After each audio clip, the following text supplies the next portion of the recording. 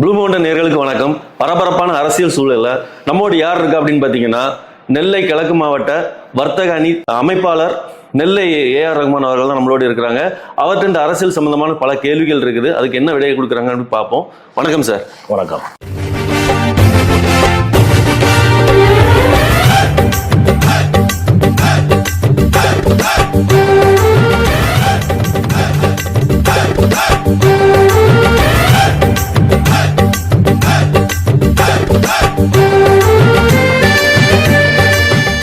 ராதாபுரம் தொகுதியில் விருப்பமனு தாக்கல் செய்யும்போது துணை முதல்வர் உதயநிதி ஸ்டாலின் இந்த இடத்துல போட்டி போடணும் அப்படின்னு நீங்க சொல்லியிருக்கிறீங்க. அது வைரல் ஆச்சு.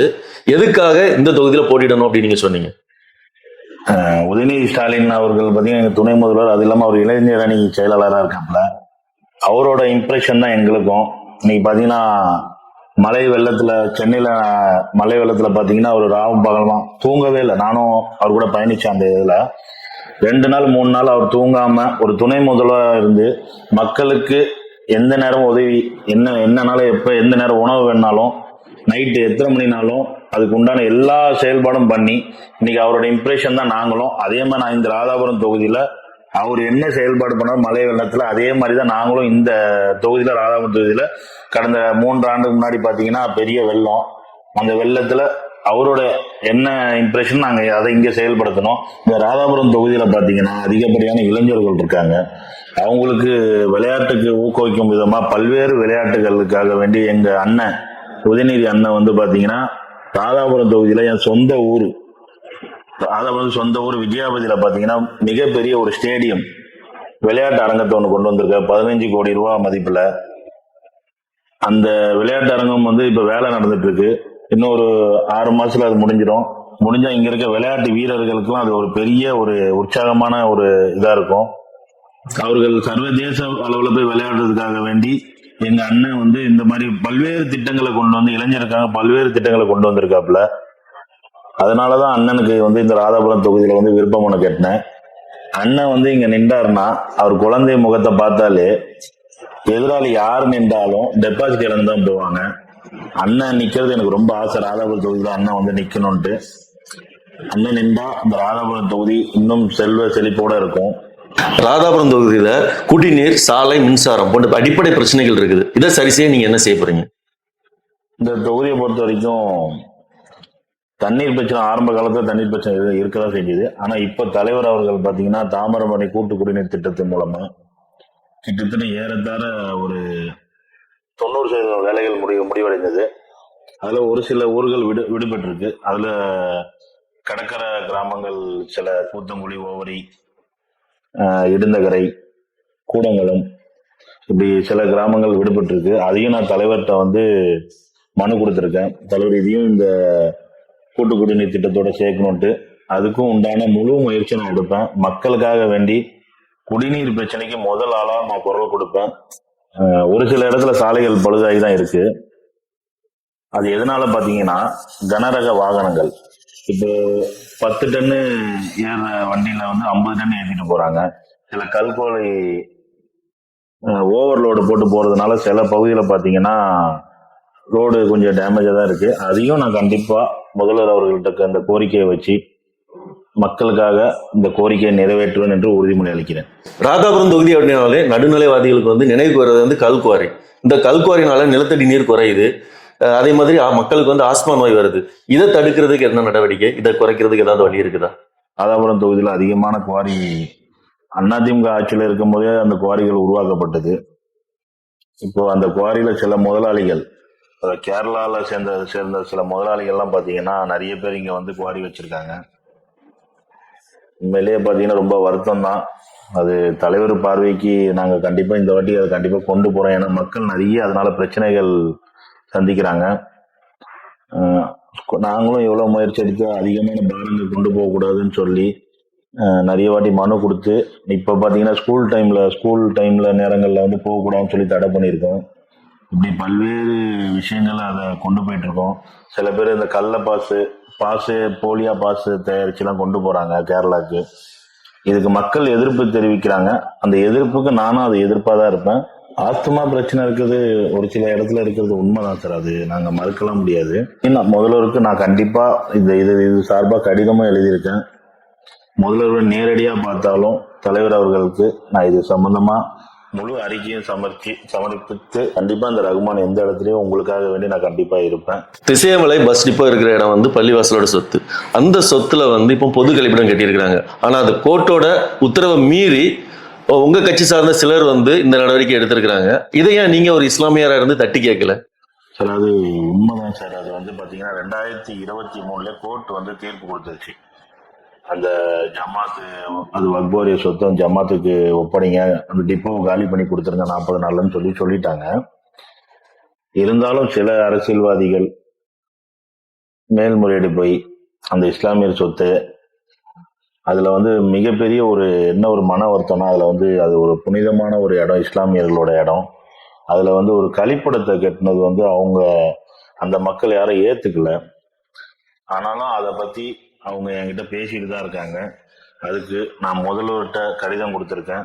முதல்வரும் அதை வந்து நான் உடனடியாக நான் வந்தவுடன் முதல்வர் பதவி ஏற்றவுடன் நான் கண்டிப்பா அந்த பிரச்சனை முடிச்சு தர வேண்டும். முதல்வர் எங்களிடம் நாங்கள் முதல்வர் சென்று சந்தித்தோம். அவர் எங்களிடம் இந்த விஷயத்தை சொன்னார். கண்டிப்பா முதல்வர் செஞ்சு கொடுப்பார்.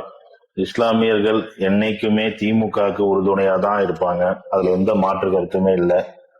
அதனால இந்த பிரச்சனை கூடிய விரைவில் அந்த திசைவேலை செல்வ மருதூர் சார், அந்த சொந்த ஊர் செல்வ மருதூர், அந்த இருக்கிற இடம், அந்த அந்த ஜமாத்துக்கு அந்த இடங்கள் திருப்பி ஒப்படைக்கப்படும். முதல்வர் கவனத்துக்கு சென்று கண்டிப்பா இத முடிவுக்கு கொண்டு வரும்.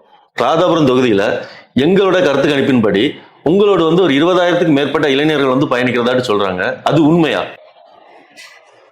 அதான் நீங்களே சொல்லிட்டீங்களே சார், கருத்து கணிப்புன்ட்டு 20,000 பேரு. 20,000 பேர் மட்டும் இல்ல, அதுக்கு மேற்பட்டவர்கள் இருக்காங்க. இளைஞர்கள் வந்து எப்பவுமே எனக்கு வந்து என்னோட உயிர் அவங்க தான். ஏன்னா என்னை உருவாக்குனதும் இளைஞர்கள் தான். அது மட்டும் இல்லாம பெண்கள் அதிகமா வந்து என் மீது பாசம் வச்சிருப்பாங்க. ஏன்னா எப்ப போனாலும் அவங்க வீட்டுல ஒரு பிள்ளையா தான் என்னை பார்ப்பாங்க, ஒரு அண்ணனாவும் ஒரு தம்பியாவும்.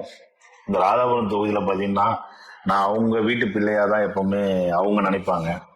யாரு வந்தாலும் நான் என் வீட்டுக்கு வந்தா அவங்கள எங்க அம்மாவும் என் அக்காவும் என் தங்கச்சியா தான் அவங்கள பார்த்து வழி அனுப்புவேன்.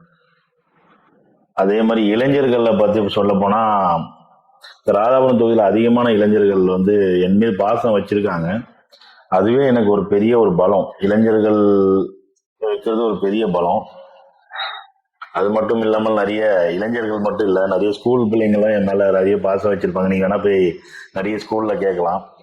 இந்த ராதாபுரம் தொகுதி எடுத்துக்கிட்டீங்கன்னா எந்த ஆண்டு விழா எந்த ஸ்கூல் ஃபங்க்ஷனா இருந்தாலும் அதுல ரகுமான் கண்டிப்பா கலந்துக்கிட்டு என் பிள்ளைகள் அரசு பள்ளியில தான், எல்லா அரசு பள்ளியிலையும் நான் கலந்துப்பேன். அந்த சின்ன பிள்ளைங்களுக்கு என்னால் முடிந்த அளவுக்கு அவர்களுக்கு வந்து சாப்பாடு போட்டு என்னால், ஏன்னா அரசு பள்ளியில படிக்கிறோம், அன்னைக்கு ஒரு நாள் அந்த ஆண்டு விழால ரொம்ப சந்தோஷமா அவங்க சாப்பிடணுன்றதுக்காக வேண்டி நான் பிரியாணி எப்பவுமே. இப்போ ராதாபுரம் ஸ்கூல் எடுத்துக்கிட்டா ஒரு 1500 பிள்ளைங்க படிக்கிறாங்க. அவங்க அது மட்டும் இல்லாம கூடங்குளம் ஸ்கூல் இருக்கு, அரசு பள்ளி, விஜயாபதி இருக்கு, கூத்தங்குழி, இப்படி எல்லா பள்ளிக்கூடத்துக்கும் ஆண்டு விழானா ரகுமான் வந்து கண்டிப்பா அவங்களோட வீட்டு பிள்ளையா அந்த பிள்ளைகள் எனக்கு தம்பிமார்கள் தங்கச்சிமார்களை போய் பார்க்கும்போது எனக்கு ரொம்ப சந்தோஷமா இருக்கும். எனக்கு வந்து பாத்தீங்கன்னா ஜாதி மதம்லாம் எனக்கு பார்க்க தெரியாது. அவங்க ஒரு மனிதன், அது மட்டும் தான் எனக்கு தெரியும். நான் ஜாதி மதம் அப்படின்னா எனக்கு என்னன்னே அவ்வளோவா எனக்கு தெரியாது. பாத்தீங்கன்னா இங்க ராதாபுரம் தொகுதியில 100க்கும் மேற்பட்ட கோயில்ல நான் அன்னதானம் போட்டிருக்கேன். அந்த மக்களோட மக்களா உட்காந்து சாப்பிட்டுருக்கேன். அந்த மக்களை என் மீது வச்சிருக்க பாசமே எனக்கு ஒரு பெரிய சிறந்த பாசம் தான். அது மட்டும் இல்ல, அது சர்ச்சு அசனமா இருந்தாலும் சரி, இந்த ரகுமானை வந்து ரொம்ப விரும்பி கூப்பிட்டு அந்த அசனத்துல நான் கலந்துப்பேன்.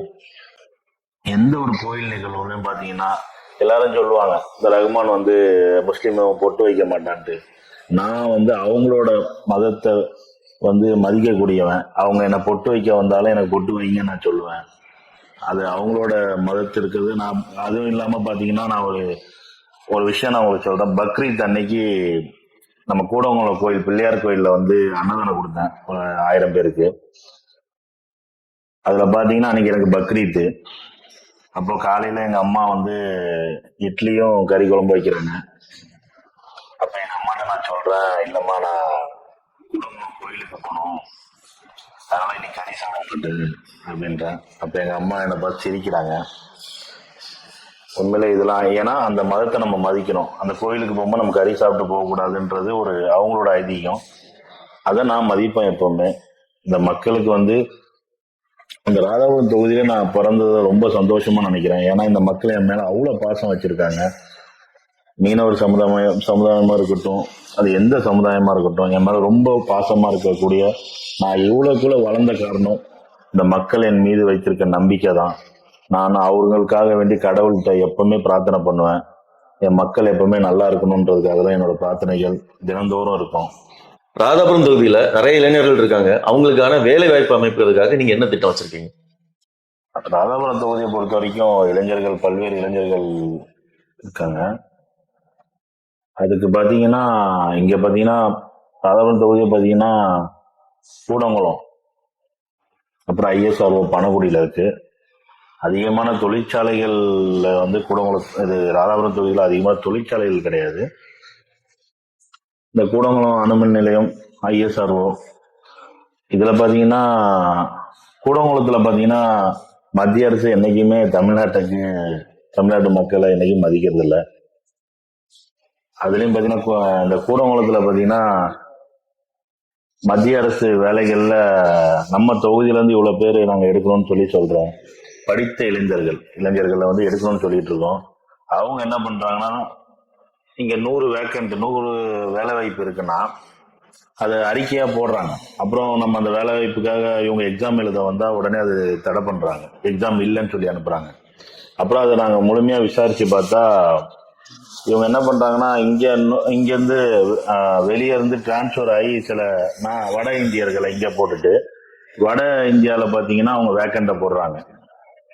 ஏன்னா அவங்களுக்கு உண்டான ஆளுனால அவங்க போடுறதுனால இங்க வேலை வாய்ப்புக்கு கூடங்குளத்துல இன்னும் நிறைய நம்ம தமிழ்நாட்டு மக்கள், அதுவும் ராதாபுரம் தொகுதி மக்கள் அதிக முறையா வேலை செய்யல. மத்திய அரசு என்னைக்குமே தமிழ்நாட்டை புறக்கணிச்சுட்டு தான் இருக்கும்.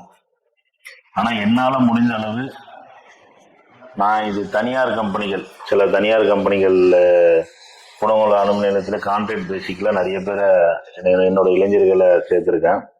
அதே மாதிரி ஐஎஸ்ஆர் வழியும் நான் இதுக்கப்புறம் என்னோட முழு முயற்சி இளைஞருக்காக வேண்டி வேலை வாய்ப்பு முயற்சி மட்டும்தான் இருக்கும். ஏன்னா அதிகப்படியான மக்கள் பாத்தீங்கன்னா வெளிநாட்டுல வேலை செய்யறாங்க இங்க இருந்து, ராதாபுரம் தொகுதியில இருந்து. அதனால முழுக்க என்னோட குறிக்கோளே அந்த ராதாபுரம் தொகுதியில இளைஞருக்கான வேலை வாய்ப்பு மட்டும்தான். அதை தான் நான் கொண்டு வரேன். ஏன்னா அவங்களோட வாழ்வாதாரம், குடும்பத்தோட வாழ்வாதாரமே ஒரு இளைஞர் கையில தான் இருக்கு. அதனால இளைஞர்களை நான் என்னைக்குமே அவங்களுக்கு வேலை வாய்ப்புக்காக வேண்டி என்ன ஒரு கையை எப்படி நம்ம எடுக்கணுமோ நம்ம எடுத்து நம்ம 2026 தேர்தலுக்கு அப்புறம் நான் முதல்வரிடம் சென்று என் தம்பிமார்களுக்கும் என் அண்ணன்மார்களுக்கும் கண்டிப்பா படித்த இளைஞர்களுக்கு தகுந்த வேலை வாய்ப்பு வாங்கி தருவேன். நான் ஒரு 100 ரூபாய் ஸ்டாம்ப் பேப்பர்ல வேணா கையெழுத்து போட்டு தரேன். இந்த மக்களுக்கு, என்னோட இளைஞர்களுக்கு கண்டிப்பா வேலை வாய்ப்பு வாங்கி தருவேன். அது நான் என்னோட உத்தரவாதம். ராதாபுரம் தொகுதியில உங்களுக்கும் மக்களுக்குமான தொடர்பு வந்து எந்த அளவுல இருக்கு? சரி, அதை நான் ஏற்கனவே உங்கள்கிட்ட சொல்லிட்டேன். இந்த ராதாபுரம் தொகுதி மக்களுக்கும் எனக்கு என்ன தொடர்புன்னு பாத்தீங்கன்னா, அவங்க வீட்டு பிள்ளை தான் நானு. அதே மாதிரி இந்த தொகுதி மக்கள் என் மீது நம்பிக்கை வச்சிருக்காங்க. ரகுமான் கண்டிப்பா நல்லது செய்வான்ட்டு. நான் கடவுள் மீது ஆணையாக சொல்றேன், நான் இந்த மக்களுக்கு எப்பவுமே நான் துரோகம் பண்ணிட மாட்டேன். சில டைம் நைட்டு 12 மணி 1 மணிக்கெல்லாம் பாத்தீங்கன்னா 1 மணி இருக்கும், இடுந்தவர்களை சேர்ந்த ஒரு சில நபர்கள் கார் விபத்துல வந்து இந்த கூத்துமொழி விளக்குல வச்சு ஒரு ஆக்சிடென்ட் ஆயிட்டு, அப்போ என்னோட டிரைவருக்கு வந்து இந்த ஆம்புலன்ஸ் டிரைவருக்கு வந்து உடம்பு சரியில்லை. நைட் ஒரு 11:30 மணி இருக்கும், எனக்கு போன் வருது. அந்த போன் சத்தத்தை கேட்கும் போது எனக்கு தெரிஞ்சது அது ஒரு பெரிய விபத்துன்ட்டு.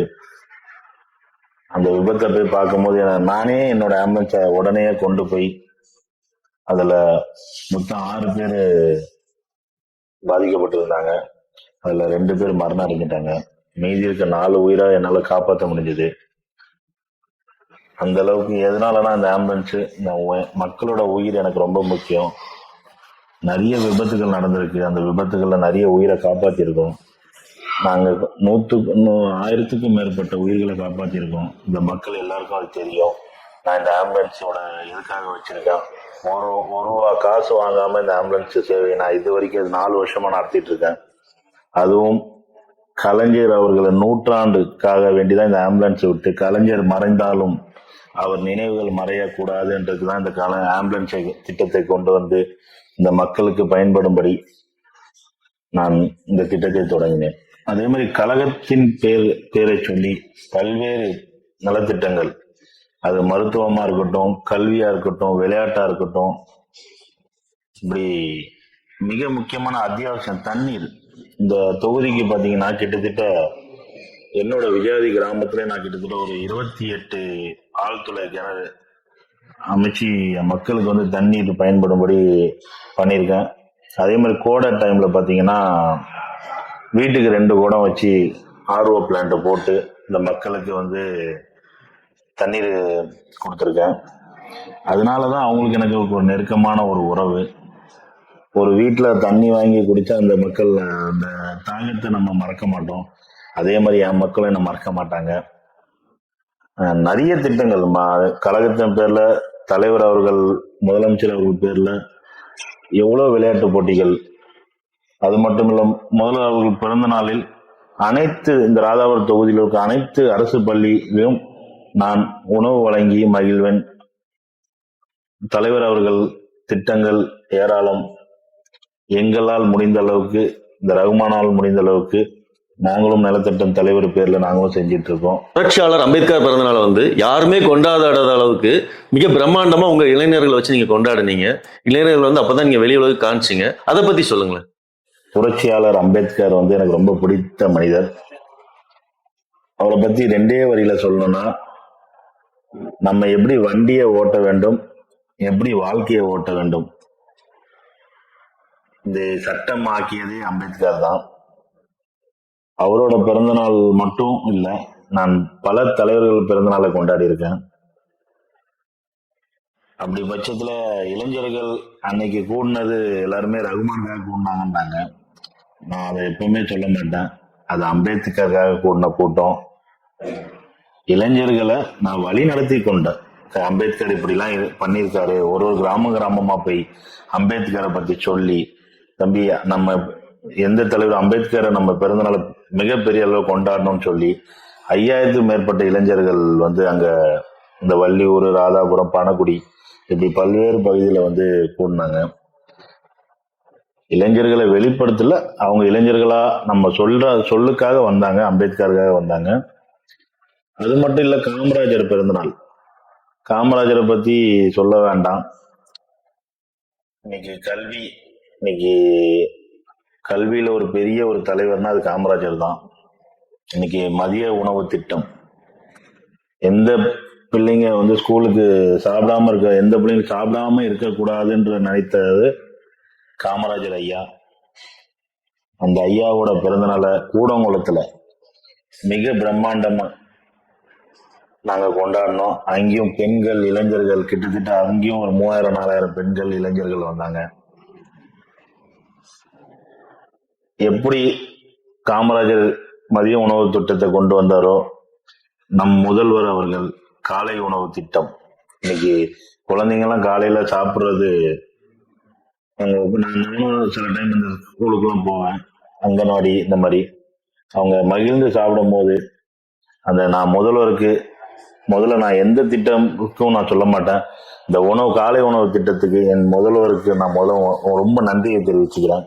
பசும்பொன் தேவர் ஐயா அவர்கள் பிறந்த நாள்ல பாத்தீங்கன்னா ராதாபுரம் தொகுதியில அந்தந்த கிராமத்துல போய் நலத்திட்ட உதவிகள், உணவு வழங்குதல், இப்படி பல்வேறு திட்டங்களை ஐயா தேவர் சொன்னாலே அவர் பேர் முத்துராமலிங்க ஐயா தேவர் அவர்களுக்கு எப்பவுமே இஸ்லாமியர்களுக்கும் அவர்களுக்கும் என்ன பாலூட்டி உறவு இருக்கு. அதனால அவரோட பிறந்த நாளையும் மிக சிறப்பாக நாங்கள் கொண்டாடி இருக்கோம். அதே மாதிரி அழகுமுத்து கோனார் அவர்களோட பிறந்த நாள் அப்போ பாத்தீங்கன்னா அது மாதிரி நலத்திட்ட உதவிகள் நிறைய பண்ணியிருக்கோம். இது மட்டும் இல்லாம மீனவர் தினம் அன்னைக்கு பாத்தீங்கன்னா நாங்க வருடந்தோறும் போட்ல போய் மகளிருடன் கேக் வெட்டி மீனவர் தினத்தை கொண்டாடுவோம். இப்படி பல்வேறு எந்த ஒரு பிறந்த நாளா இருக்கட்டும், மகளிர் தினமா இருக்கட்டும்,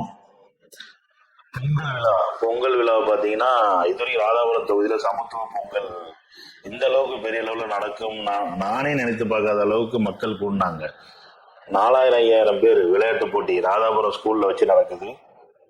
பல்வேறு நலத்திட்ட உதவிகள் அங்கேயும் நாங்க பண்ணோம். மகளிருக்கு நான் ரொம்ப நன்றி தெரிவிச்சேன். ஏன்னா நாங்க வச்சதை மாட்டு பொங்கல் அன்னைக்கு வச்சோம். நாங்க ஒரு 1000 பேர் வருவாங்கன்ற எண்ணம். ஆனா அங்க வந்தது 3000-4000 பேர் வந்தாங்க. உண்மையில நிறைய விளையாட்டு போட்டிகள், அதுல முக்கியமா பாத்தீங்கன்னா நாங்க திருநங்கைக்கான விளையாட்டு போட்டி தனியா வச்சோம், மாற்றுத்திறனாளிக்கான விளையாட்டு போட்டிகள் தனியா வச்சோம், மகளிர்கள், ஆண்கள், பெண்கள் இப்படி விளையாட்டு போட்டி தனித்தனியா வச்சு அவர்களுக்கு பரிசு வழங்கணும்.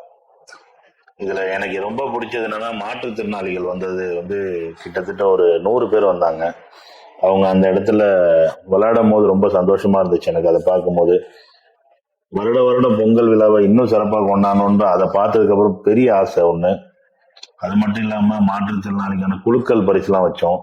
Fridge, washing machine, Taylor machine இப்படி குலுக்கல் முறையில் மாற்றுத்திறனாளிகளுக்கு அது தனியா வச்சோம். மகளிருக்கான குழுக்கள், ஆண்கள், பெண்கள் எல்லாரும் கலந்துக்கிட்டாங்க.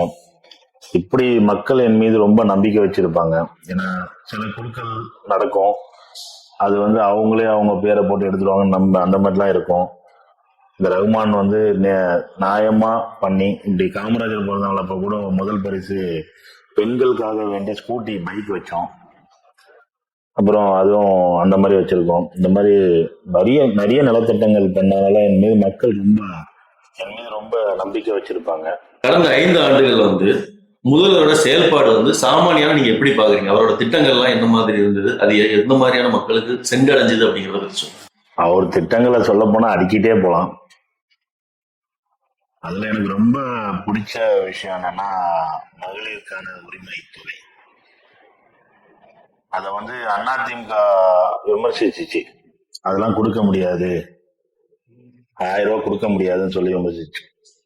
ஆனா இன்னைக்கு 90% பெண்களுக்கு அந்த 1000 ரூபாய் திட்டத்தை கொண்டு வந்தார் எங்கள் தலைவர், கழக தலைவர் முத்துவேல் கருணாநிதி ஸ்டாலின் அவர்கள். இன்னைக்கு பாத்தீங்கன்னா அதிமுக நாங்க 2000 ரூபாய் தரோம்னு அறிவிக்கிறாங்க. ஏன் 1000 ரூபாய் கொடுக்க முடியாது சொன்ன அதிமுக இன்னைக்கு 2000 ரூபாய் நாங்க தரோம்னு சொல்றாங்க. இன்னைக்கு தலைவர் பாத்தீங்கன்னா அடுத்தபடியாக இன்னைக்கு மக்கள் மனசுல நம்பிக்கை வந்துருச்சு எங்க தலைவர் மேல. 2000 ரூபாய் தேர்தல் அறிக்கையில் 2000 ரூபாய் மாத்திருக்காரு. இன்னைக்கு பாத்தீங்கன்னா அது மட்டும் இல்லாம விடியல் பயணம், இலவச மகளிருக்கான இலவச விடியல் பயணம்,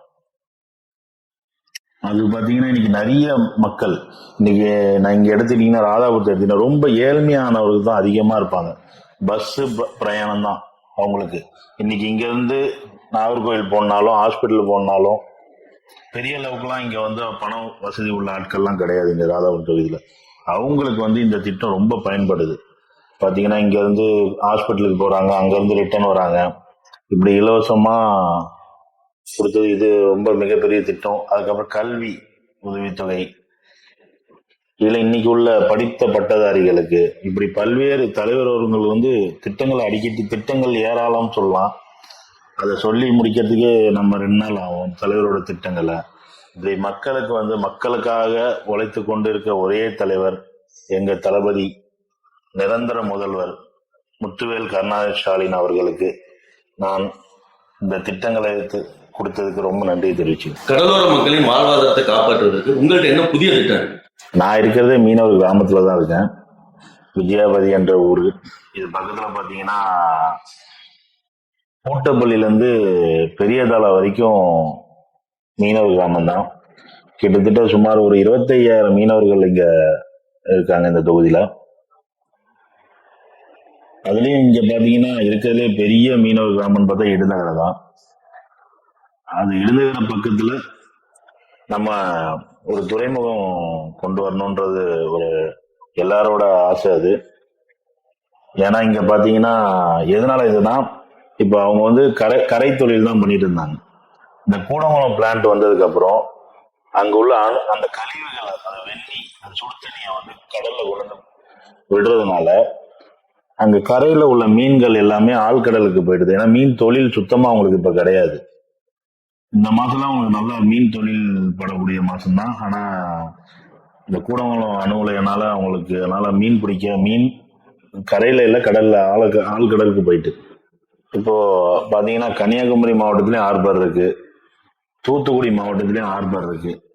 திருநெல்வேலி மாவட்டத்துல பாத்தீங்கன்னா இந்த ராதாபுரம் தொகுதியில தான் அதிகமான மீனவர்கள் வசிக்கிறாங்க. அதனால கண்டிப்பா இந்த ராதாபுரம் தொகுதிக்கு ஒரு ஹார்பர் கண்டிப்பா கொண்டு வருவோம். தலைவர் அவர்கள் கொண்டு வருவார்கள். கண்டிப்பா 2026 தலைவர் அவர்கள் 234 தொகுதியும் வென்று இந்த மீனவர் சமுதாயத்துக்காக வேண்டி அவர் கண்டிப்பா இந்த திட்டத்தை கொண்டு வருவார் என்று தலைவர் அவர்கள் சார்பாக நாங்கள் உறுதிமொழியை சொல்றோம். இப்ப சமீபமா ஒரு 10-15 நாளுக்கு முன்னாடி கூட பாத்தீங்கன்னா தலைவர் அவர்கள் ஒரு அரசாணை வெளியிட்டார். தோமையால்புரத்துல 15 வருஷமாக தூண்டில் அளவு இல்லை. கடந்த 10 வருஷமா அதிமுக ஆட்சியில எவ்வளவு அவங்க கோரிக்கை வச்சு பார்த்தாங்க, அது நடக்கல. தலைவர் அவர்களுக்கு இப்ப தோமையால்புரம் மக்களுக்கு 13,70,00,000 தூண்டில் அளவு அமைத்து கொடுத்திருக்கார்கள். அந்த மக்களோட வாழ்வாதாரத்தை, மீனவர் மக்களோட வாழ்வாதாரத்தை உயர்த்தி உள்ளார்கள். அதற்கு தோமையால்புரம் மக்கள் சார்பாக, மீனவ மக்கள் சார்பாகவும் முதலமைச்சருக்கு என் நன்றியை தெரிவிச்சுக்கிறேன். பரபரப்பான அரசியல் சூழலையும் உங்களுடைய வேலை பழுக்கும் மத்தியிலையும் நாங்கள் கேட்ட கேள்விக்கு மக்களுக்கு என்ன தேவை, இந்த நாட்டுக்கு என்ன தேவை அப்படிங்கிறத சரியா பதில் சொன்னீங்க. அதுக்காக நன்றி சார். நான் மறுபடியும் ஒன்று சொல்லிக் கொள்கிறேன். நான் அரசியலுக்கு பிழைக்க வந்தவன் கிடையாது, மக்களுக்காக உழைக்க வந்தவன். கழக தலைவர் அவர்களுக்கும் துணை முதல்வர் அவர்களுக்கும் என்றும் உறுதுணையாக இந்த திராவிட முன்னேற்ற கழகத்துக்காக வேண்டி அயராக உழைப்போம். நன்றி, வணக்கம்.